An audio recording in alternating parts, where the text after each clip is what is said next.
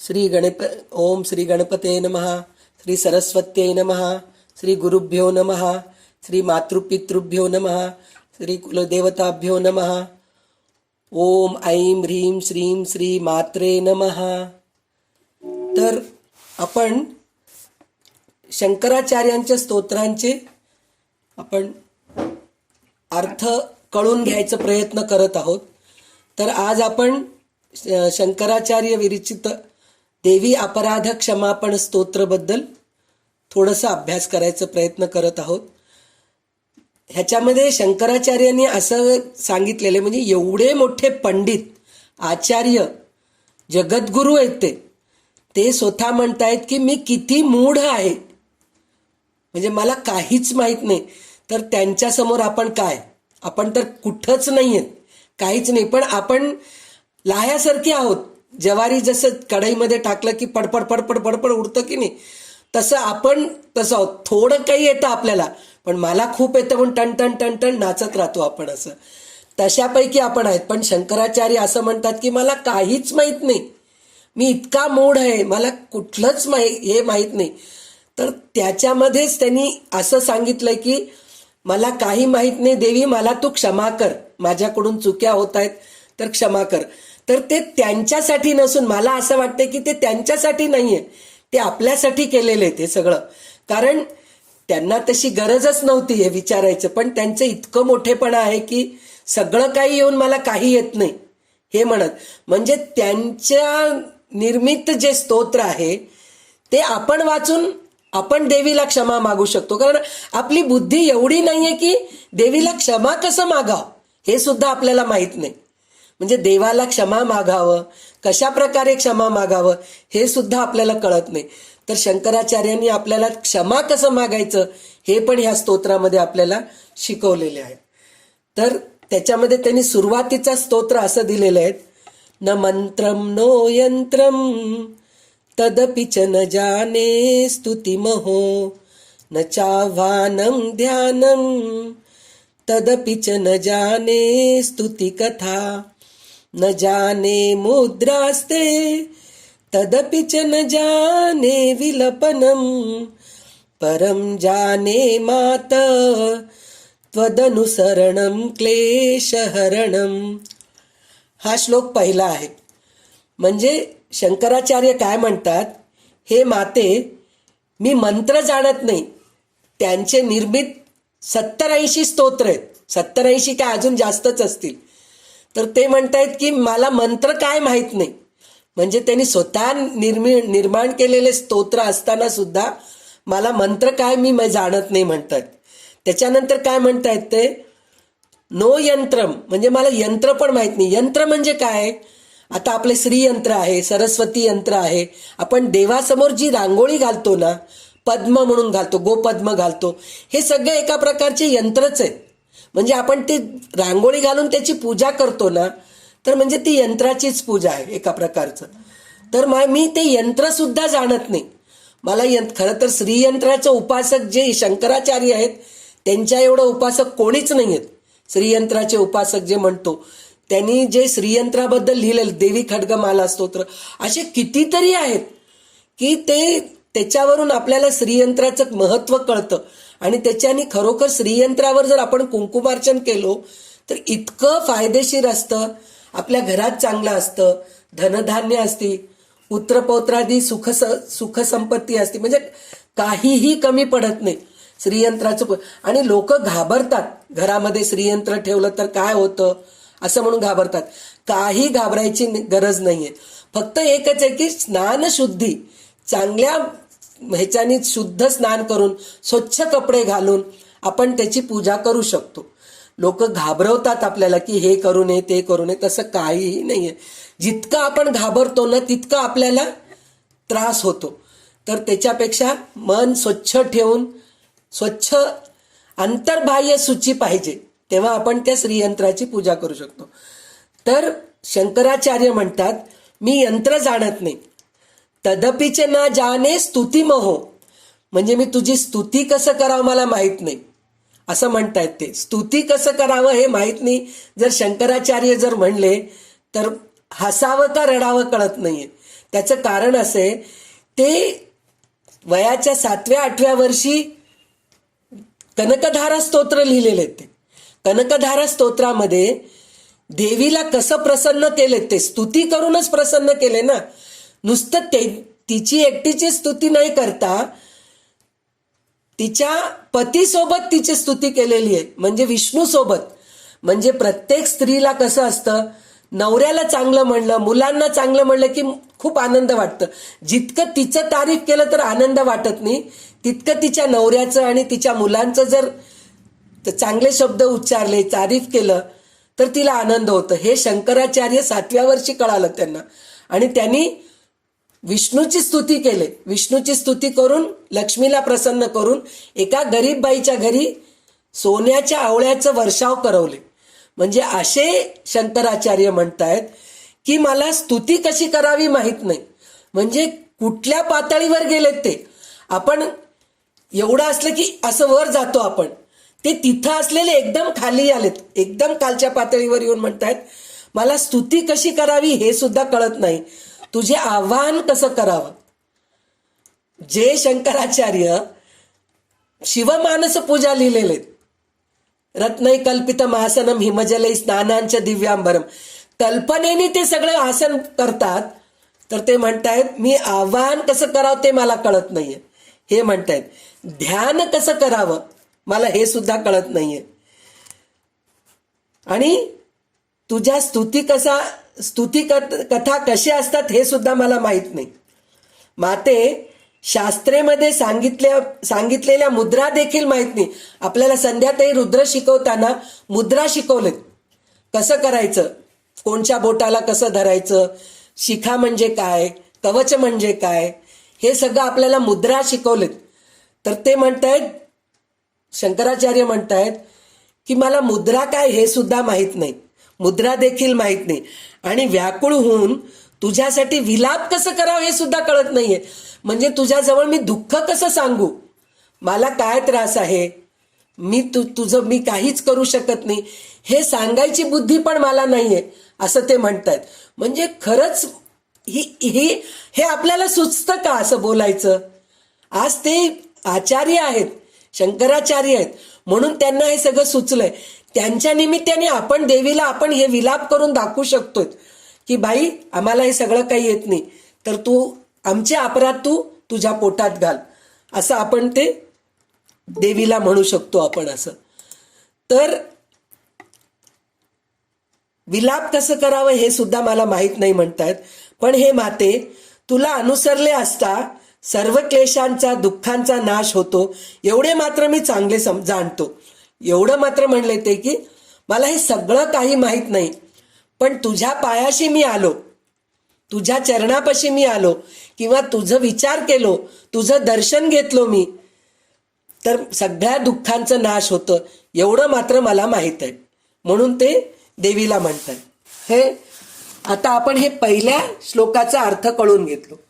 दुसऱ्या श्लोकाचा अर्थ असा आहे, दुसरा श्लोक असा आहे, विधेर ज्ञानेन द्रविण विरहेणा लसतया विधेया शक्यत्वात् तव चरणयोर्याच्युतिरभूत तदेत क्षन्तव्यं जननि सकलोद्धारिणि शिवे कुपुत्रो जायेत क्वचिदपि कुमाता न भवति.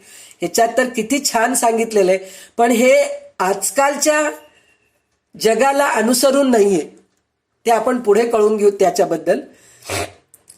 तर विधेर ज्ञानेन द्रविणविरहेणा लसतया, हे माते तुझ्या सांगोपांग पूजा विधी, मला असलेले अज्ञान, त्यासाठी लागणाऱ्या द्रव्याचा अभाव आणि माझ्या ठाई असलेल्या आळस, यामुळे मी तुझ्या चरणाच्या सेवेला अंतरलो, त्याबद्दल मला क्षमा कर. म्हणजे काय, तुझ्या सांगोपांग पूजा विधीचे मला असलेले ज्ञान, म्हणजे तुझी पूजा कसं करावं, पहिले आवाहन करावं, त्याच्यानंतर अभिषेक करावं, मग त्याच्यानंतर मखमलीच्या कपड्यांनी अंग पुसावं त्या भगवंताचं, नंतर गंध लावावं, हे सगळं मला काहीच माहीत नाही. त्याच्यामुळे मला ते माहीत नाही. आणि त्याच्यासाठी काय काय द्रव्य लागतं ह्या स्तोत्रामध्ये सांगतायत. आणि तेच शिवमानस स्तोत्रामध्ये काय सांगतायत, मी हिमालयातून पाणी आणतो, मी जाती चंपक बिल्व पुष्पपत्र आणतो, गंध ओगाळून मी लावतो. म्हणजे मनाने मी हे सगळ्या गोष्टी करतो. म्हणजे आपल्याला तिथेही घेऊन गेले ते की पूजा कसं करावं, शिवमानस पूजा, मानस पूजा कसं करावं हे सुद्धा तिथे घेऊन गेले. आणि मला काही माहीत नाही इथं सुद्धा आपल्याला आणून ठेवलेले आहेत ते म्हणतायत द्रव्याचा अभाव. म्हणजे द्रव्याचा अभाव म्हणून म्हणलं तर आता आपल्याला हिमालयाहून गंगाचं पाणी तर आणू शकत नाही अभिषेक करण्यासाठी म्हणून. गाईचं दूध धार काढलेलं आपल्याला मिळत नाही. तर ह्या सगळ्या गोष्टीचा अभाव आहे. बरं जाऊ दे, मला मिळत असेल कुठेतरी 1 किलोमीटर अर्धा किलोमीटर दूर मिळत असेल आपल्याला सगळ्या गोष्टी, पण जाऊन आणायचं आळस आहे माझ्या अंगामध्ये, मी करू शकत नाही. काय म्हणलं तर खूप लांब आहे हो, रोज जाऊन कोण आणणार. जे घरात दूध आहे त्याचंच आम्ही अभिषेक करतो हो, जे घरात साखर आहे खडी साखर आहे त्याचीच आम्ही नैवेद्य दाखवतो, असं आपण करून आळसपणा करतो. तर ह्या आळसामुळे तुझ्या सेवेला मी अंतरलो, म्हणजे मी तुझी सेवा मी व्यवस्थित करू शकत नाही. त्याच्याबद्दल मला क्षमा कर. आणि ते कसं क्षमा कर, तू सगळ्यांची उद्धार करणारी आई आहेस, पण ते कशी आहेस तू, कुपुत्रो जायेत, म्हणजे जगामध्ये कुपुत्र होऊ शकतो, म्हणजे वाईट मुलगा होऊ शकतो, पण कुमाता न भवती, कचित सुद्धा कुमाता राहू शकत नाही. म्हणजे आई कधीही वाईट राहत नाही मुलांच्या बाबतीत. दुसऱ्यांच्या बाबतीत असेल, एक स्त्री म्हणून असेल तिच्यामध्ये असूया असेल, क्लेश असेल, द्वेष असेल, राग असेल, क्रोध असेल, पण मुलांच्या बाबतीत आईला कधीही नसते. पण आजकालच्या काळामध्ये अशा आई नाही आहेत, फार क्वचित आहेत. कारण काय, पैसा मिळायला लागले त्यांना, कमवतायत भरपूर, मग थोडं मुलांकडे दुर्लक्ष तरी आहेत. स्त्रीत्व आहे, प्रत्येक स्त्रीमध्ये आहे, पण थोड्याशा गोष्टी दुर्लक्ष होत आहेत. तर त्याला आपण असं कुमाता म्हणू शकत नाही, दुर्लक्ष होतंय.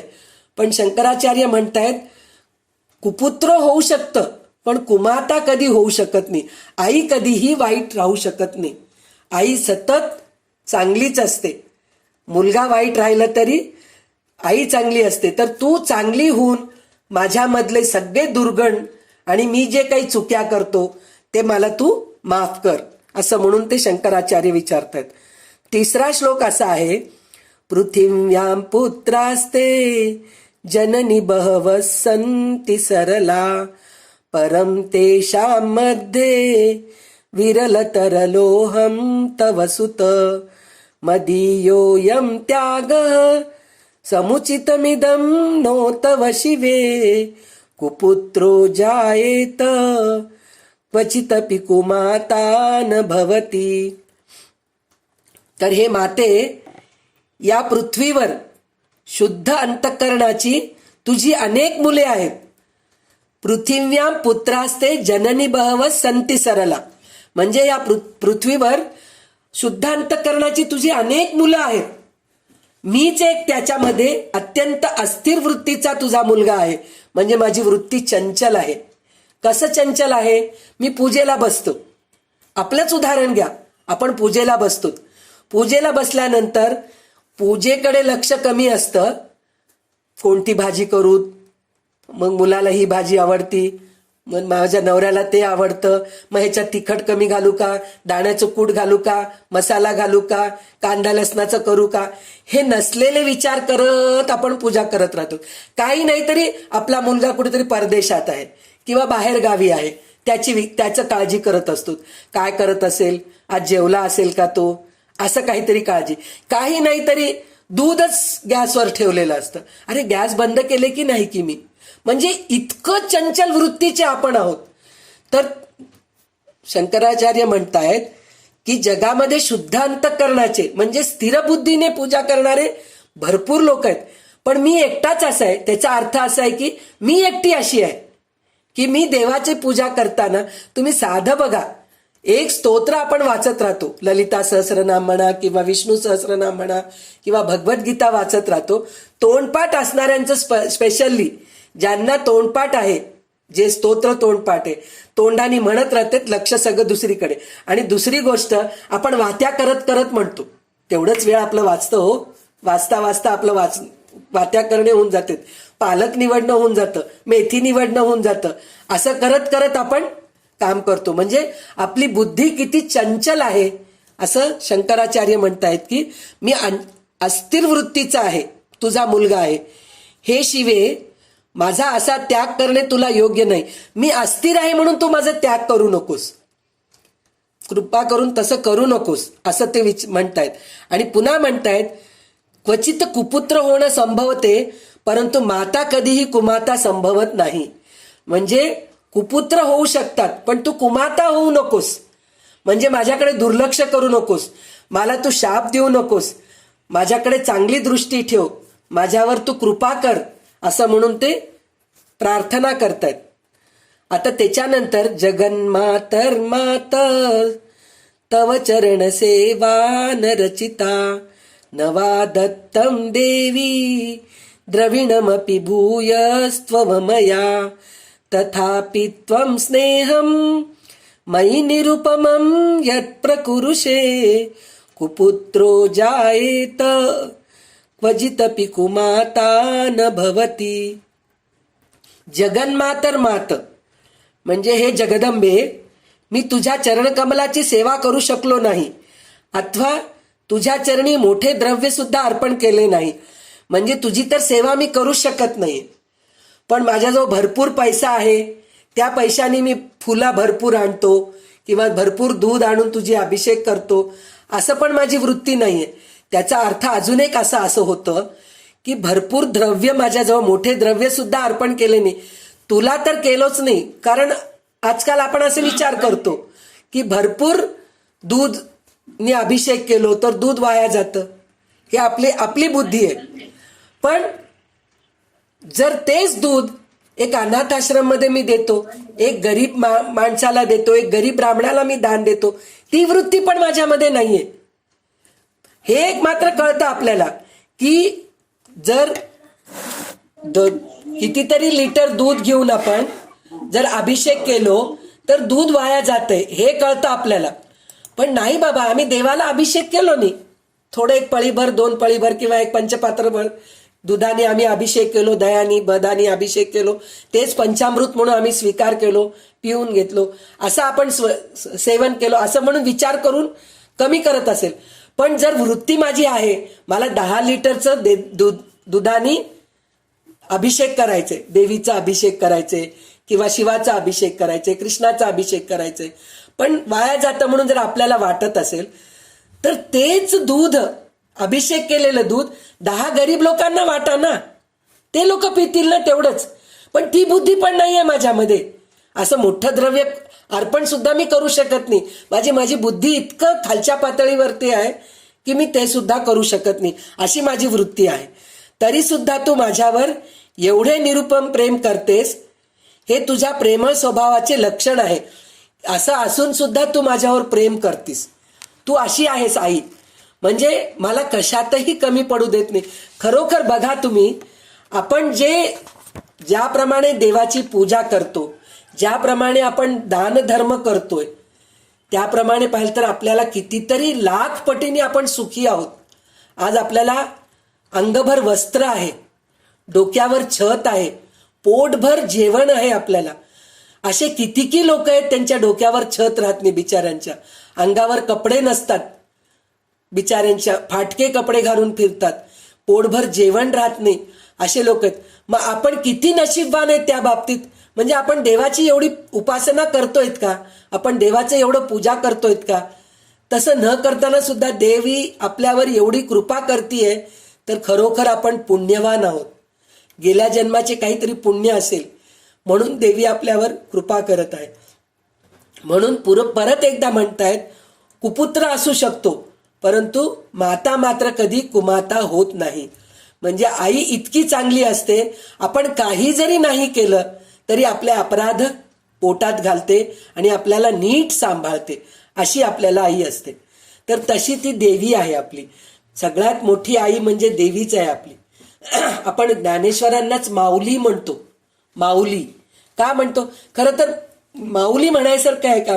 जास्त करून आपण माऊली कोणाला, माऊली म्हणजे का आईला म्हणतात. म्हणजे ज्ञानेश्वर महाराजच आपल्याला माऊली आहेत.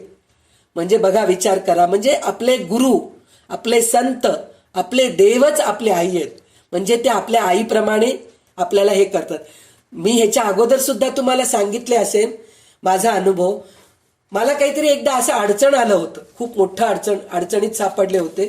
तर त्यावेळेस मी एका देवळामध्ये जाऊन नवस बोलले की देवा, मी ह्या संकटातून जर दूर झाले तर मी तुला काहीतरी अर्पण करते म्हणून गेले. किती वयाची होते त्यावेळेस? मी 13-14 वर्षाची असेल त्यावेळेस. तर त्यावेळेस मी ते देवळात जाऊन मी तसं नवस बोलले होते. तर माझं संकट दूर झालं. मी दुसऱ्या दिवशी गेले आणि जे मी नवस केले होते ते फेडायला गेले. तर मी काहीतरी ठराविक दिवशीच जात होते देवळामध्ये, पण त्या दिवशी अचानक नवस फेडायला म्हणून देवळाला गेले. तर त्या देवळामध्ये एक बाई होती, म्हणजे तीच होती देवाची पूजा वगैरे करायची. ती इतकी म्हणजे हळव्या मनाची होती, देवाशी बोलायची ती. म्हणजे द्वारकेहून आणलेले, मथुरेहून आणलेले कृष्णाची मूर्ती होती तिच्याकडे, राधाकृष्णाची मूर्ती होती. ती अक्षरशः मुलांना जसं जेवू घालतात ना तसं ती पडदा घालून माझ्या कन्हैयाला दृष्ट लागतं, कोणी बघू नका बरं का मी जेवू घालतीये, असं बोलायची ती. कन्हैया झोपणारे, पंखा लावायची ती देवाला उन्हाळ्यामध्ये, एसी. ती म्हणायची गरमी होते माझ्या कन्हैयाला. म्हणजे ती इतकं, म्हणजे ती विलीन होऊन गेली होती. तर तिच्याजवळ मी गेले तर ती सहज विचारली, आज का आलीस तू? तू दररोज तर येत नाहीस, आज का तू अचानक आलीस? तर त्यावेळेस तिला सांगितले, काल मी काहीतरी संकटात होते, तर मी असं नवस बोलले की मी ह्या संकटातून जर वाचले तर देवाला मी हे नवस फेडायला येते म्हणून म्हणले. तर ती मला काय छान समजून सांगितली माहितीये. तेलुगूमध्ये म्हणली ती, बिड्ड वैतावा बिच्चगाडी वैतावा. म्हणलं तर काय, तू मुलगा होतोस का भिकारी होतोस?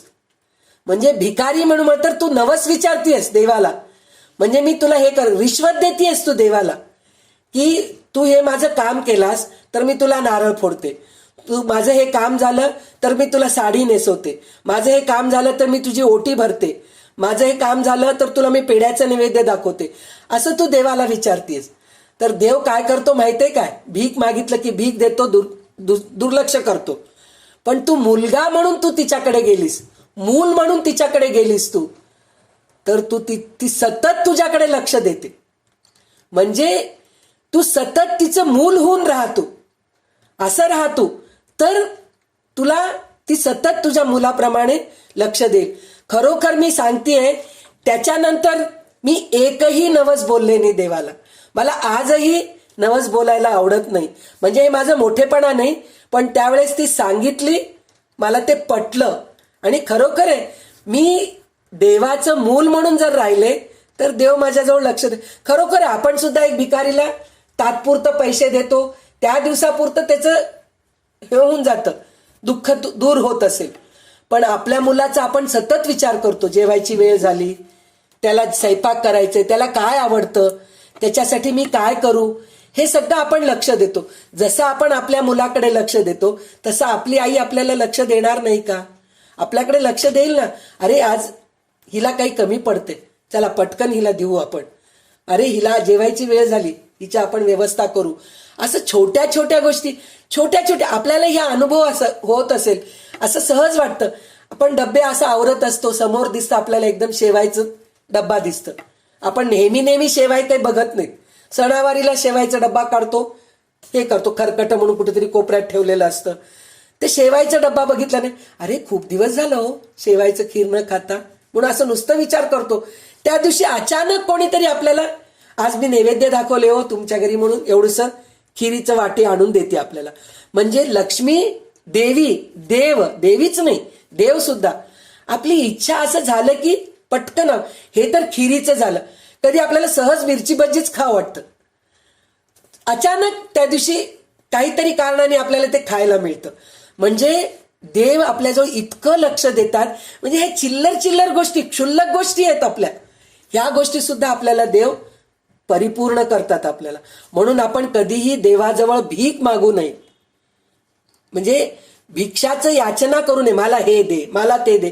आपण त्याच्यामध्येच असतो, देवा मला हे दे, मला ते दे, मला ते दे, हेच मागत सतत. देवा तू माझ्याकडे लक्ष ठेव, तू माझ्या पाठीशी राहा, बस एवढं म्हणलं तर पुरे. देव सतत आपल्या पाठीशी राहतात.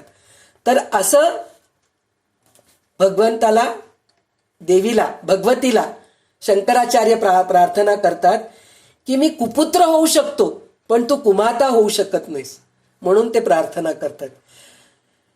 तर आता त्याच्यानंतरचा श्लोक असा आहे, परित्यक्ता देवा विविध विध सेवा कुलतया मया पंचाशीते अधिकमपनीते तु वयसी इदानीं चेन्मात तव यदि कृपा नापि भविता निरालंबो लंबो दरजननिकम यामि शरणम. तर ह्याच्यामध्ये त्यांनी काय सांगितलंय, नानाविधी उपासना पद्धतींना कंटाळून मी सर्व देवांचा सर्व प्रकारे परित्याग केला आहे.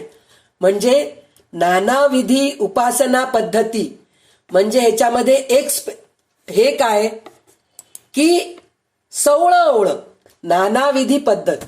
म्हणजे आजकालचे पोरं किंवा आजकालचे कोणी, आजकालच्या जनरेशन मध्ये म्हणा, ते सवळं खूप आहे बाबा, त्या भानगडीतच पडत नाहीत. आम्ही ते देवाची पूजा नको, ते सवळं नको, आम्ही ते करतच नाहीत.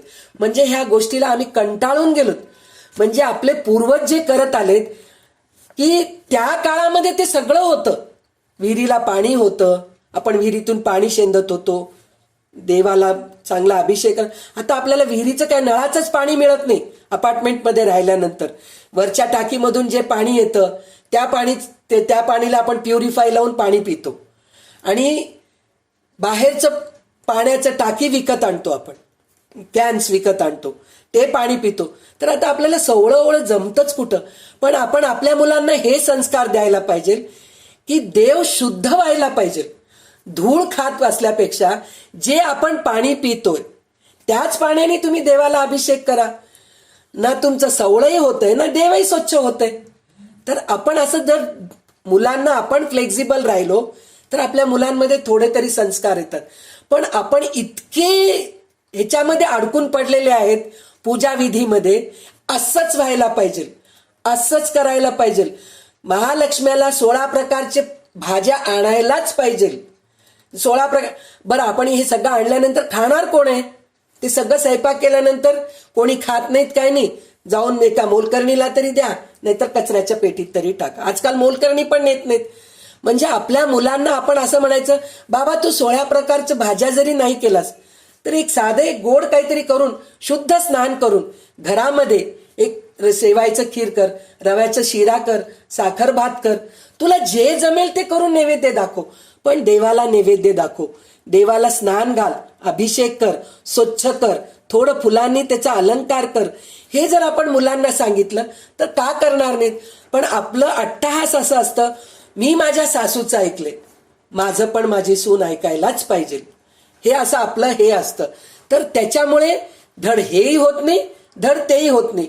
म्हणजे कंटाळून पोरं आपल्याला तिरस्कार करतात आपल्या गोष्टीला.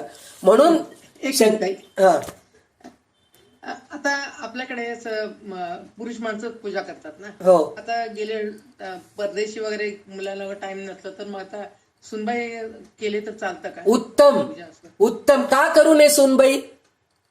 ती पण एक आमच्याकडे म्हणतात, ते खरंय, बायका करू नये म्हणून म्हणतात. पण देव पार्श्व राहिल्यापेक्षा पोरी केले, स्त्री केली तर चूक काय त्याच्यामध्ये? शुद्ध मनाने चांगलं केलं तर. आता आमच्या घरी आमचे पुरुष करत नव्हते, त्यांना इंटरेस्ट नव्हतं, ते ध्यान मेडिटेशन उपासना करत होते. मलाच सवय, माझं लग्न जसं झालं तेव्हापासून मीच करतेय घरामध्ये पूजा. आणि आता मी अशी असताना सुद्धा मी माझ्या देवाची पूजा मी करते, कारण माझा देव स्वीकारतोय. दुसऱ्यांच्या घरी मी जाऊन पुढे पुढे करणार नाही, पण माझ्या घरी मी काय सगळी स्वच्छता होते ना, आपण पूजा केली. हा, मग काय नाही तर एक मी सांगतेय, पण तुमचे गुरु तुम्हाला जे सांगितले त्याचं तुम्ही फॉलो करा. असं करू नका की तुमच्याकडे असं हा. नाही चालत. तेच. पण त्यांना आवड आहे करायचं, पण मुलाला टाइम नाही. काय करावं आता? आता तुम्ही शालिग्रामाची पूजा करू नका, देवाची मूर्तीची पूजा करू शकतो ना. मूर्ती पूजा आहेत ना. तर मग ते करू शकतं, त्याचं काही चुकी नाही. शालिग्रामाची पूजा करू नये म्हणून असं आपले मोठे लोक सांगतात. शालिग्राम आणू नका. आणि आजकाल कोणाच्या घरी शालिग्राम आहे? कोणाच्याच घरी नाहीये, इकडे फार क्वचित. आमच्याकडे आहे. तुमच्या घरी आहे, इकडे त्यांच्याकडे हा. तरुण पिढीकडे कोणाजवळ आहे? कोणाजवळच नाहीये शालिग्राम. मग काय, मग देवीची मूर्तीची पूजा करा, फोटोची पूजा करा. करा, एक साधना, संस्कार येतात आपल्या मुलांमध्ये. जर आज तुमचे मुलं केले तर तुमचे नातवंड करतील. केलंच नाही, कोणीच नाही केलं, आमच्याकडे पद्धत नाही म्हणून जर पूजाच नाही केलं, संस्कार कधी येणार? ते कुठं की आपण कुठं की. तर म्हणून थोड्याशा गोष्टी आपण फ्लेक्झिबल व्हायला पाहिजे. आपले गुरु सांगितले ते ऐकू नये असं मी म्हणत नाही, पण थोडं आपली दासबोधमध्ये हेच सांगितलेलं आहे, विवेक वापरा. आता गुरुचरित्राच्या पारायणामध्ये एक अध्याय पूर्ण स्त्रीवरच लिहिलेलं आहे. म्हणजे तिची पाळी, तिनं विधवा झालं तर काय होतं, ह्याच्यावरच सगळं. त्या काळात ते सगळं चालत होतं, पण ह्या काळात चालत नाही. तर आपण ह्या काळाप्रमाणे थोडंसं फ्लेक्झिबल व्हायला पाहिजे. तर हेच मी म्हणतेय, शंकराचार्य तेव्हाच लिहून ठेवलेले की नानाविधी उपासना पद्धतींना कंटाळून मी सर्व देवांचे सर्व प्रकारे परित्याग केलो. म्हणजे नानाविधी हे जे पूर्वजांपासून आलेले आहेत त्या गोष्टीचं कंटाळून मी पूजाच करत नाहीये, देवाकडे दुर्लक्ष करतोय. हे केव्हा म्हटले शंकराचार्य? कितीतरी वर्षापूर्वी. तर तेच म्हणूनच म्हणतेय, म्हणजे हे सगळं आपल्यासाठीच लिहून ठेवलेले आहेत त्यांनी, आचार्यांनी. तर त्यांनी आता काय म्हणतात, माझी आता वृद्धावस्था आली आहे, 85 वर्षापेक्षा अधिक वय झालेलं आहे. 85 ते म्हणजे 85 वर्षापेक्षा मी, ते खरं तर तितके वर्ष जगलेच नाही, पण त्यांनी तसं लिहिलेले आहे की 85 वर्षापेक्षा अधिक वय झालेले आहे. आता जर तुझी कृपा होणार नसेल तर गजाननाचे माते लंबोदर, तू लंबोदराची जननी आहेस, मी आता कोणाला शरण जाऊ? म्हणजे लंबोदराची जननी आहेस म्हणजे तिथं मुलाला आणलं त्यांनी मध्ये शंकराचार्यांनी, की मुलाचं जर तिथं उल्लेख केलं तर देवी लवकर प्रसन्न होती. तुझा मुलगा खूप छान आहे, तुझं मूल छान आहे, तुझा नवरा छान आहे असं म्हणलं की आई कसं आनंदात राहती. त्याप्रमाणे त्यांनी तिथं लंबोदराची जननी आहेस तू, तर तू मला पोटात घे, माझे अपराध पोटात घे. आणि मी आता कोणाच्या शरणात जाऊ? या मी शरणम, कोणाच्या शरणात जाऊ मी, असं ते विचारतात. श्वपाको जलपाको भवती मधुपाकोपमगिरा निरातंको रंको विहरति चिरम कोटि कनकै तवा पर्णे कर्णे विशति मनुवर्णे फलमिदं जनक्को जानीते जननी जपनीयम जपविधो.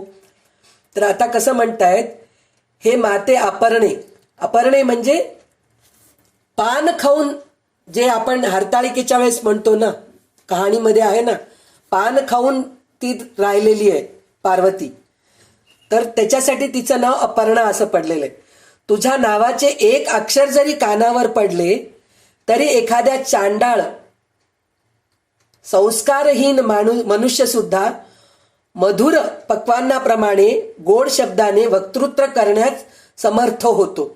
म्हणजे जर असे कितीतरी आहेत, वाल्मिकीच आहे एक उदाहरण आपल्याला, मरा मरा मरा मरा मरा मरा मरा करत, हे वाईटच बोललाय तो, पण ते मराचं रामा रामा रामा रामा झाले, ते होऊन वाल्मिकी झाले ते. म्हणजे तुझ्या नावाचं एक अक्षर जरी कानावर जर पडलं, माझ्या चांडाळाच्या कानावर जरी पडलं तरी तो उद्धरून जातो. तुझी स्तुती करायला तो काही कमी पडत नाही. म्हणजे असं एकेकाला उपरित येऊन जाते की कधीही देवाचं नाव घेतलेले नसतात, पण कुठंतरी गेलेले असतात, तिथं गेल्यानंतर कोणाचं तरी चांगलं प्रवचन ऐकलेले असतात, ते ऐकल्या क्षणीच त्यांना उपरती होते आणि देवाची पूजा करायला सुरू करतात, स्तोत्र म्हणायला सुरू करतात. म्हणजे स्तुती करायला सुरू करतात, सगळं काही व्यवस्थित, म्हणजे त्यांच्यामध्ये एकदम पलटून जातात ते. असं ते देवीचं नाव आहे, देवीची स्तुती आहेत. तर हे चांडाळांच्या बाबतीत होतं, तर आपल्या बाबतीत का होत नाही? आपण का सतत देवाचं नामस्मरण करणं, देवाचं ऐकणं, देवाच्या बद्दल प्रवचन ऐकणं, देवाचे कीर्तन ऐकणे किंवा चांगले पुस्तकं वाचणं हे का करू शकत नाहीत आपण? पण आपली वृत्ती 24 तास व्हॉट्सॲप, टीव्ही, सिरियल, गॉसिप, हिनं तसं केली, तिनं तसं केली, ह्याच्यामध्ये आपण म्हणजे वेळ वाया घालतोय. तर तसं न करता जर ते सुधारतात, म्हणजे त्यांच्यामध्ये सुधारणा होते, तर आपल्यामध्ये अजून जास्त सुधारणा व्हायचे चान्सेस असतात. तर अत्यंत दरिद्री मनुष्य सुद्धा कोट्यावधी सुवर्णमुद्रांनी संपन्न होऊन चिरकाल या पृथ्वीवर नांदतो. असे कितीतरी आपण उदाहरण बघितले असेल. गरीब असतात. आता उदाहरण तेच झालेलं आहे ना, शंकराचार्यांनी कनकधारा स्तोत्र जे केलेलं आहे, ती गरीब बाई बिचारी, तिची वृत्ती काय होती? माझ्या घरी काही नाहीये, माझ्याजवळ फक्त एक वाळलेला आवळा आहे घरामध्ये, तेच मी भिक्षा म्हणून घालते. बिचारी ती जाऊन ते भिक्षा घातली, म्हणजे तिच्या वृत्तीला प्रसन्न होऊन आज भगवतीनी तिच्या घरामध्ये सोन्याचं आवळ्याचं वर्षाव केलेली आहे, कनकधारा केलेली आहे. धारा म्हणजे सतत तिच्या घरी वर्षाव झालेलं आहे. तर असं झालेलं आहे. तर आपण सुद्धा त्या वृत्तीने, चांगल्या वृत्तीने जर चांगले कर्म करत गेलो तर आपलं का उद्धार होत नाही? सुखाने आपण पृथ्वीवर का नांदत नाही? आपल्याला का दुःख असतात? आपण सतत दुःखाचाच विचार करतो. देवाजवळ, आपण देवाजवळ जाऊन आपलं रडगाणच सांगतो, देवा मला हे कमी आहे, देवा मला ते कमी आहे, देवा मला असं झालं, देवा मला तू कमीच दिलास, हेच आपण देवाजवळ मागत राहतो. पण जर देवाजवळ जाऊन, देवा आज मला तू दिलास बाबा, किती दिलास रे, मला छान एक मुलगा दिलास, एक सून छान दिल्यास, नातवंड आहेत माझ्या घरामध्ये, मला काही कमी नाही, अंगभर वस्त्र दिलास बाबा, छान जेवायला दिलास तू, एवढं सगळं करून मी अजून एकाला जेवू घालते, एवढी माझ्याजवळ वृद्धी आहे, म्हणजे एवढं सगळं काही माझ्याजवळ आहे, तर देवा मी तुझे किती उपकार मानू? हे जाऊन आपण कधी बोलतो का देवाजवळ? नाही. सतत देवाजवळ रडगाणच असतं. देवा माझ्या मुलीचं लग्न झालं नाही, देवा माझ्या मुलाचं लग्न झालं नाही, देवा माझ्या मुलाला मूल झालं नाही, देवा माझं अजून एक घर झालं नाही, हेच आपण देवाला मागत राहतो. तर हे न मागता जर आपण देवाजवळ आपला आनंद जर व्यक्त केलो तर आपण सुद्धा पृथ्वीवर आनंदाने नांदतो. माते, तुझ्या नावाच्या मंत्राचे एक अक्षर कानावर पडल्याचे फळ आहे. म्हणजे एक अक्षर जर कानावर पडलं तर हे फळ आहे. आणि असे जर आहे तर तुझ्या मंत्राचा विधीपूर्वक जप केला असता जे फळ मिळेल ते कोण जाणू शकेल? मी आता तेच म्हणले ना. तर एखादा शब्द आपल्या कानावर पडलं तर उद्धरून जातो आपण. तर देवाचं सतत नामस्मरण केलं, देवाचं चांगलं पूजा करू लागलो, रोजचं रोज आपण रोज एक अध्याय गीताचं वाचलं, रोज. आता आपलं वय झालंय असं आपण समजायला पाहिजे, पण आपल्याला अजून ती वृत्ती येतच नाही. अजून मी हे करू का, अजून मी ते करू का, अजून ती केलीच नाही, अजून हे केलीच नाही, ह्याच ह्याच्यामध्ये आपण असतो. तर हे सगळं सोडून देऊन सतत आपण देवाचं नामस्मरण करत, देवाचे स्तोत्र पठण करत, देवाचे चांगल्या गोष्टी ऐकत जर आपण राहिलो तर काय फरक होईल हे आपल्याला स्वतःला कळून येईल, असं शंकराचार्य म्हणतात. चिता भस्मालेपो गरलमशनम द्विपटधरो जटाधारी कंठे भुजगपतिहारी पशुपती कपाली भूतेशो भजति जगदीशैक पदवीं भवानी त्वत्पाणी ग्रहण परिपाठी फलमिदम. आता इथं शंकराचं स्तुती केलेलं आहे त्यांनी. कशासाठी? आत्ताच सांगितले, मुलाचं आणि नवऱ्याचं स्तुती केलं की स्त्री लवकर प्रसन्न होते, असं हे आहे. म्हणून त्यांनी इथं काय सांगितलेलं आहे, अंगी चिताभस्माचा लेप, सेवन करायला विष, दिशा हीच ज्याची वस्त्रे आहे, म्हणजे द्विकपटधरो म्हणजे दिगंबर, म्हणजे दिशा, चार दिशा ज्याचे वस्त्र आहेत असा, मस्तकावर जटा, गळ्यामध्ये नागराज, बसायला वाहन बैल आहे, हातात भिक्षापात्र म्हणून नरकपालाची कवटी आहे. म्हणजे डोकं, म्हणजे नराचं डोकं ज्याचं हे आहे, पात्र आहे, अशी ज्याची अवस्था असून सुद्धा जगदीश ही पदवी ज्यांना प्राप्त होते, असं जरी त्याचं हे असेल, काय म्हणतात, त्याचं रूप असेल. म्हणजे काही काही जणांचं असतं ना, नवरा छान दिसायला नाहीये. आता पहिल्या काळचे बायका म्हणत नव्हते, आपल्या काळचे पण म्हणत नव्हते. आजकालचे लोक थोडं जरी काही झालं की डायव्होर्स देऊन निघून जातात. रूपाचं तर विचारूच नका. रूप चांगलं पाहिजे, नोकरी चांगलं पाहिजे, पगार चांगलं पाहिजे, घर चांगलं पाहिजे, हे सगळं पाहिजे. एवढं सगळं असून सुद्धा काहीतरी एक कमी आहे. रात्री झोपताना घोरतो तो, म्हणून मी डायव्होर्स देते. अशा पण डायव्होर्स झालेले आहेत. पण इथं काय म्हणतायत शंकराचार्य, अंगी चिताभस्म लावलंय, पावडर लावलेलं नाहीये. कोणचं काय म्हणतात ते स्प्रे मारतात ना, त्याला काय म्हणतात, डिओडरंट, ते मारतात.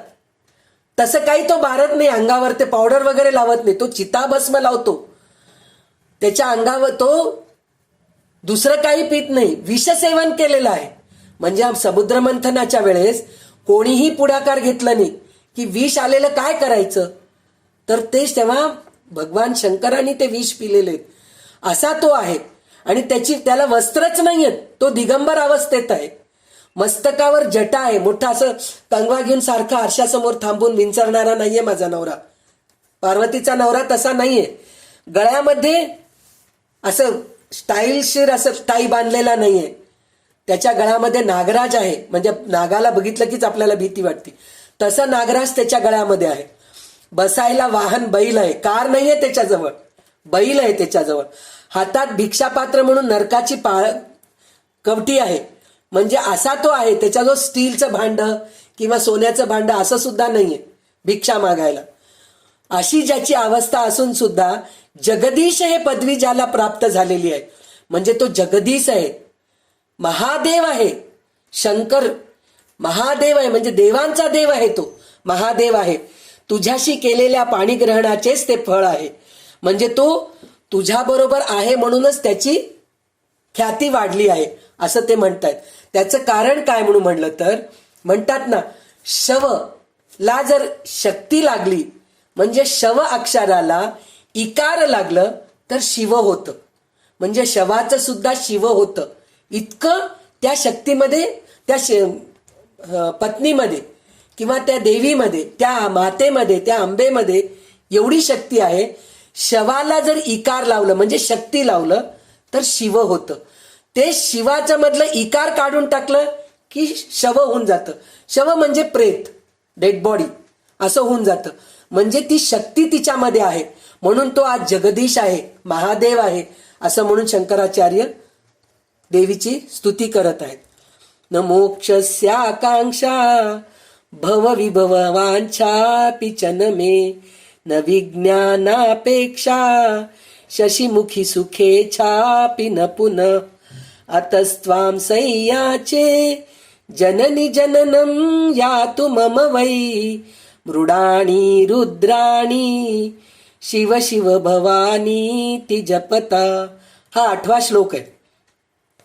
हे माते चंद्रवदने, मला मोक्षाची किंवा ऐहिक उपभोगाची इच्छा नाही. म्हणजे मला मोक्ष पाहिजे म्हणून मी मागत नाहीये, किंवा मला भौतिक सुख, मला कार पाहिजे, मला बंगला पाहिजे, मला मूल पाहिजे, मला बाळ पाहिजे, असं मला काहीही नाहीये. पण मला अन्य ज्ञानाची अथवा अन्य कोणत्याही सुखाची इच्छा नाही. म्हणजे मला भरपूर ज्ञान पाहिजे, मला हे शिकायचे, मला ते शिकायचे, असं पण मला नाहीये. मात्र माझे संपूर्ण जीवन मृडाणी रुद्राणी शिव शिव भवानी असा तुझ्या नामाचा उद्घोष करीतच व्यतीत व्हावे, एवढीच तुला प्रार्थना आहे. ह्याचा अर्थ असा आहे, मृडाणी रुद्राणी शिव शिव भवानी म्हणजे मी तुझं नामस्मरण सतत करावं. आणि मला असं वाटतंय मृडाणी रुद्राणी हे कसं नाव आहे, एकदम अवघड नाव आहे उच्चारायला. मृडाणी हे म्हातारपणी उच्चारू शकतो का आपण, पण म्हातारपणी पण हे नाव मला उच्चारता यावं. मी तसं सुदृढ राहावं असं माझ्यावर तू कृपा कर. म्हणजे मी सतत तुझ्या, म्हणजे काही वेळेस म्हातारपणी आपलं विसरभोळपणा होऊन जातं, आपण विसरून जातो, आपल्याला लक्षात राहत नाही. म्हणून आपण आतापासून, आपण खरं तर आताच म्हातारपणाच्या पहिली पायरीवर चढलेले आहोत, पण अजून म्हातारे होईपर्यंत आपण धड धाकट राहावं याच्यासाठी म्हणून नित्य उपासना करायचं आपण चुकू नये, साधना करायचं चुकू नये, नित्य पठण करायचं चुकू नये. म्हणजे काय होतं, आपल्याला ती सवय लागून जाते आणि सवय होत होत काय होतं, तोंडपाठ होऊन जातं. ज्यावेळेस आपल्याला डोळ्याला दिसत नाही, आपण पुस्तक घेऊन वाचू शकत नाही, त्यावेळेस आपल्याला हे तोंडपाठ असलेले काही श्लोक असतात. तुम्हाला पूर्ण भगवद्गीता पाठ करायची गरज नाही, पूर्ण विष्णू सहस्रनाम पाठ करायची गरज नाही, ललिता सहस्रनाम पाठ करायची गरज नाही, सौंदर्य लहरी पाठ करायची गरज नाही. साधं रोज म्हणायचे स्तोत्र, सकाळी उठलं की कराग्रे वसते लक्ष्मी, कर मध्ये सरस्वती, हे तोंडपाठ राहायला पाहिजे. समुद्र वसने देवी पर्वतस्य न मंडलम, हे पाठ राहाय. म्हणजे उठल्या उठल्या आपण हाताचं दर्शन घ्यायला पाहिजे, नंतर पृथ्वीला क्षमा मागायला पाहिजे, नंतर सूर्याला नमस्कार करण्यासाठी म्हणून एक छोटंसं सूर्याचं स्तोत्र पाठ करायला पाहिजे. तेवढं तर आपण पाठ करू शकतो. नंतर आंघोळ करताना गंगेच्या यमुनेच्या सरस्वती, हे आपण पाणीमध्ये सन्निधिम करू म्हणून पाणी बकेटामध्ये सगळ्या नद्यांना बोलावून घेऊन ते पाणी आपल्या अंगावर घेतलो तर आपण पवित्र होतो. ते झाल्यानंतर थांबून वक्रतुंड महाकाय सरस्वती नमस्तुभ्यम, गुरुर ब्रह्मा गुरुर विष्णू त्वमेव माताचे पिता त्वमेव, आपल्या कुलदेवताचं एवढं म्हणायला पाहिजे. म्हणजे हे एवढं तरी पाठ व्हायला पाहिजे. ते झाल्यानंतर जेवताना अन्नपूर्णे सदापूर्णे, ते म्हणू शकतो आपण. म्हणजे अशा छोट्या छोट्या गोष्टी जरी आपण पाठ केलो, म्हणजे दिवसभरामध्ये आपण देवाला विसरत नाहीत. म्हणजे अंथरुणावर पडल्यानंतर सुद्धा डोळ्याला दिसत नाहीये अशा वेळेस सुद्धा आपल्याला ह्या गोष्टीचं शिवमानस पूजा, रत्नै कल्पितमासनम हिमजलै स्नानांच दिव्यांबरम, हे जर आपण म्हणत गेलो तर आपली मानस पूजा होते. ते स्तोत्र पाठ करू शकतो. म्हणजे अशा छोट्या छोट्या गोष्टी जर आपण लक्ष देऊन जर आपण करत गेलो, मनापासून जर करत गेलो, तर म्हातारपणी हे त्रास होणारच नाही. आपल्याला विसरभोळेपणा येणार नाही, आपले दात चांगलं राहतील, उच्चारण स्पष्ट राहील. जरी तसं झालं नाही, कर्मधर्म संयोगाने तसं झालं नाही, तर कमीत कमी आपण बसल्या ठिकाणी हे सगळ्या गोष्टी करू शकतो. संध्याकाळी शुभं करोती कल्याणम, रामरक्षा आहे, भीमरूपी आहे. रात्री झोपताना रामस्कंदम हनुमंतम म्हणून एक श्लोक आहे, ते करू शकतो. त्याच्यानंतर करचरणम कृतम वा कायजम कर्मजम वा, म्हणजे मी दिवसभरामध्ये जे जे पाप करतोय त्या सगळ्या हातानी पायानी कानानी डोळ्यानी तोंडानी जे जे माझे पाप होत आहेत त्या सगळ्या गोष्टीला तुम्हाला क्षमा कर रे बाबा म्हणून आपण प्रार्थना करू शकतो. एवढं तरी करू शकतो, एवढं तरी आपण करायला सवय करून घ्यावं असं देवाला प्रार्थना करतायत शंकराचार्य. एवढीच मी तुला प्रार्थना करतो, मृडाणी रुद्राणी शिव शिव भवानी असा तुझ्या नामाचा उद्घोष करीतच व्यतीत राहावे, एवढीच मी तुला प्रार्थना करतो. म्हणजे आपण देवाला एवढं प्रार्थना करावं की देवा मी कसाही परिस्थितीत राहू दे, मी विसरभोळा असू दे, म्हातारा असू दे, डोळे गेलेले असू दे, कान गेलेले असू दे, चालता येत नसू दे, पण माझ्या तोंडामध्ये तुझं नामस्मरण सतत राहू दे, एवढं मी तुला प्रार्थना करतो असं शंकराचार्य म्हणतात.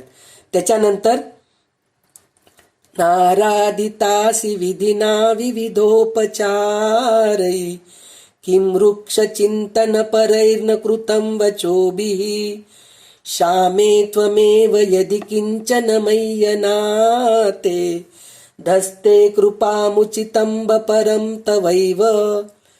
तर हे माते, नाना प्रकारच्या उपचारांनी मी तुझी विधिपूर्वक पूजा केली नाही, उलट निरर्थक विचार व कठोर भाषणच या वाणीने केलेले आहे. आता मी तेच म्हणले ना, दिवसभरामध्ये आपण वाईट गोष्टीत जास्त बोलत राहतो, निंदाच करत राहतो, चुक्याच काढत राहतो, चांगलं कधी बोलत नाही आणि भगवंतासमोर सुद्धा जाऊन रडतच राहतो, चांगलं कधी बोलत नाही. देवा तू दिलेले मला भरपूर आहे असं कधी देवाजवळ कधी आपण हे करत नाहीत, असं हे आहे. तर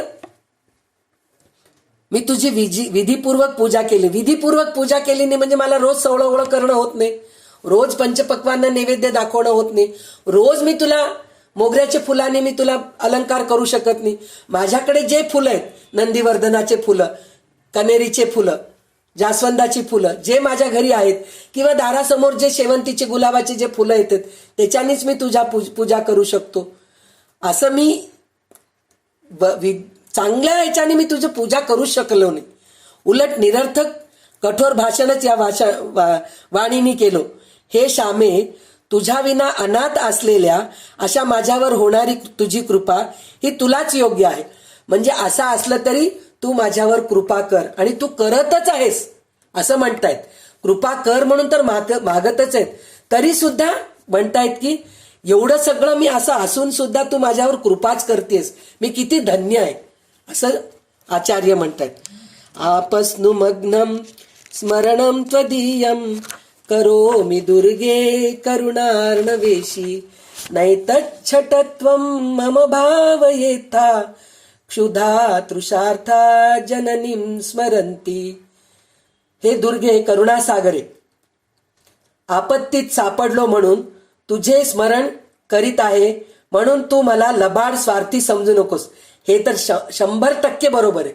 आपण जेव्हा संकटामध्ये येतो, आपल्याला कधी अडचण येते, त्यावेळेसच देवाजवळ जातो. कधीतरी आनंदामध्ये देवाजवळ जातच नाही. तर त्याच्यासाठी म्हणून तू मला स्वार्थी समजू नकोस. कारण तहान भुकेने व्याकुळ झालेली मुले आईचेच स्मरण करतात. म्हणजे मूल सुद्धा तसंच असतं. लक्षात, हे किती किती म्हणजे मला इतकं हे वाटतं ह्या गोष्टीचं, की किती लहान बाळ होऊन आचार्य देवीजवळ प्रार्थना करतात. म्हणजे मूल सुद्धा पहा, एक जन्मलेल्या मुलापासून छान झोपलेलं असतं, त्याला जेव्हा भूक लागती तेव्हाच क्या क्या क्या क्या करून रडायला सुरू करतं. थोडं मोठं झाल्यानंतर चांगलं असं हे करत रांगत जातं, पुढे जातं, खेळत असतं, हे पाड ते पाड करतं. पण जेव्हा भूक लागली तेव्हाच आईचं पदर पकडतो. चालत आल्यानंतर बाहेर खेळायला जातो, खेळतो मस्त, बाहेर खेळून भूक लागली की परत आईचं पदर धरतो. म्हणजे आचार्य म्हणतात, मी तहान भुकेने व्याकुळ झालेली मुलं आईचे स्मरण करतात, म्हणून मी पण तुझी स्मरण करतो आई, तू माझ्यावर. म्हणजे मला इतकं खरं, इतका आनंद वाटतं या गोष्टीचं, की आचार्य ह्याच्यानी प्रार्थना करतायत देवीला, की देवी मी तुझा मूल आहे, मला भूक लागली, तूच लक्ष दे माझ्याजवळ. म्हणजे ह्या स्थितीला आपण जर गेलो भगवतीकडे, तर का भगवती आपल्याकडे लक्ष देणार नाही. म्हणजे शंकराचार्य खरोखर आपल्यासाठीच हे स्तोत्र लिहिलेले आहेत. त्यांना ह्याची गरजच नव्हती खरं बघितलं तर. इतकं सुंदर हे, म्हणजे खरंच शब्द नाही आहेत त्यांचं आपण हे करू तसं. जगदंब विचित्रमत्र किम परिपूर्णा करुणास्ति चेन्मयी अपराध परंपरावृतम नहि माता समुपेक्षते सुतम. म्हणजे काय, हे माते, तुझी माझ्यावर पूर्ण कृपा असली तरी यात विशेष काय. पुन्हा बघा, आईला पुन्हा कसं हक्काने बोलून दाखवतायत, तू माझ्यावर कृपा केलीस तर त्यात काय विशेष आहे, तू आईच आहेस. कारण मुलाने अनंत अपराध केले तरी आई त्याची कधी उपेक्षा करत नसते. म्हणजे तू करू लागलीस ते काही मोठे पण नाहीये बरं का, आई आहेस तू, तुला तेवढं करणं तुझं कर्तव्यच आहे. म्हणजे किती हक्क. म्हणजे मूल आपल्याला म्हणतंय, आपण कधीतरी म्हणतो ना, मी इतकं केलं रे, थोडं माझ्यासाठी तू केलं तर काय होतं रे, असं आपण आपल्या मुलाला म्हणलं तर आपला मुलगा पण हेच उत्तर देतो ना आपल्याला, याच्यात काय मोठं ग, सगळे आई वडील केले, तू पण केलीस, त्यात काय मोठं आहे. तसं शंकराचार्य हक्काने म्हणताय देवीला, काय मोठेपणा केलीस, तू माझ्यावर कृपा केलीस, सगळे आई वडील करतात तसं तू मला केलीस, असं शंकराचार्य देवी समोर म्हणतायत. आणि म्हणतायत, अनंत अपराध जरी केले तरी आई त्याची कधी उपेक्षा करीत नाहीस तू. म्हणजे तू कधी उपेक्षा करत नाही, म्हणजे तुझं ते कर्तव्यच आहे, तुला करावंच लागतं, हक्क गाजवतायत. शेवटचा श्लोक तर असा सुंदर आहे, ते काय म्हणतात, मत्सम पातकी नास्ती पापाग्नि सत्व समानही एवं ज्ञात्वा महादेवी यथायोग्यम तथा कुरु. म्हणजे काय, हे महादेवी, माझ्यासारखा पतित कोणी नाही. म्हणजे पापी, पतित म्हणजे पापी, म्हणजे मी इतकं पाप केलेलं आहे, आणि तुझ्यासारखी पतित पावनी पण कोणी नाही. म्हणजे माझं पाप पोटात, माझे अपराध पोटात घालणारे अशी कोणीच नाहीये, तूच आहेस हे जाणून महादेवी तुला योग्य वाटेल तसे कर. म्हणजे शेवटी काय म्हणतायत, मी इतकं जरी पाप केलो तर मला तू शिक्षा पण दे, नुसतं मला चांगलंच कर म्हणून मी तुझ्याजवळ मागत नाहीये. मी जर चूक केलो तर मला फटके सुद्धा दे, मला चांगलं हे कर. म्हणजे असं प्रार्थना करणं हे फक्त आचार्यांनाच जमतं, आपल्याला कोणालाही जमत नाही. म्हणजे यथायोग्यम तथा कुरु, म्हणजे जसं मला मला माझ्या योग्यतेप्रमाणे मला तू हे दे, म्हणजे काय प्रसाद दे. म्हणजे विद्या येई छडी लागे छमछम, विद्या येई घमघम, छडी लागे छम असं जे म्हणतो ना आपण. म्हणजे माझी चूक झाली तर मला तू रट्टा पण दे आणि माझ्याकडून करून घे, सगळ्या गोष्टी करून घे आणि मला चांगलं त्याचं फळ दे. म्हणजे अशी जी प्रार्थना जे केलेत शंकराचार्य, हे स्तोत्र वाचून तर खरोखर दररोज एकदा हे स्तोत्र म्हणायलाच पाहिजे असं हे स्तोत्र आहे. तर असे इतके चांगले चांगले स्तोत्र आपल्याला शंकराचार्यांनी दिलेले आहेत. तर त्याच्यापैकी एक स्तोत्र आपण घेतलेले आहोत. तर त्या स्तोत्राचं मला जसं समजलं तसं मी प्रयत्न केले सांगायचं. तर ह्याच्यात काही कमी असेल, त्रुटी असेल तर खरोखर माझ्यामध्ये आज शंकराचार्यांचं जर जे हे आपण श्लोक वाचलोत त्याच्यासमोर काहीच नाहीये. आपल्याला असं वाटतं की खूप बोलले मी खूप सांगितले, तुम्हाला पण असं वाटतं अरे संध्याताई खूप छान सांगितलेत खूप, पण जे शंकराचार्य सांगितलेत त्या मनोभावनेने ती प्रार्थना आपण करूच शकत नाही. तर आज आपण ते सगळं शिकायला पाहिजे. ह्या मला असं वाटतं की आपण सगळेजणी शिकून देवाजवळ दररोज जर हे प्रार्थना केलो तर खरोखर आपल्याला यथायोग्य देवी आपल्याला कृपा करेल आपल्यावरती, असं म्हणून मी हे प्रार्थना इथं थांबवते. इति श्रीमद शंकराचार्य विरचितम देवी अपराध क्षमापण स्तोत्रम संपूर्णम.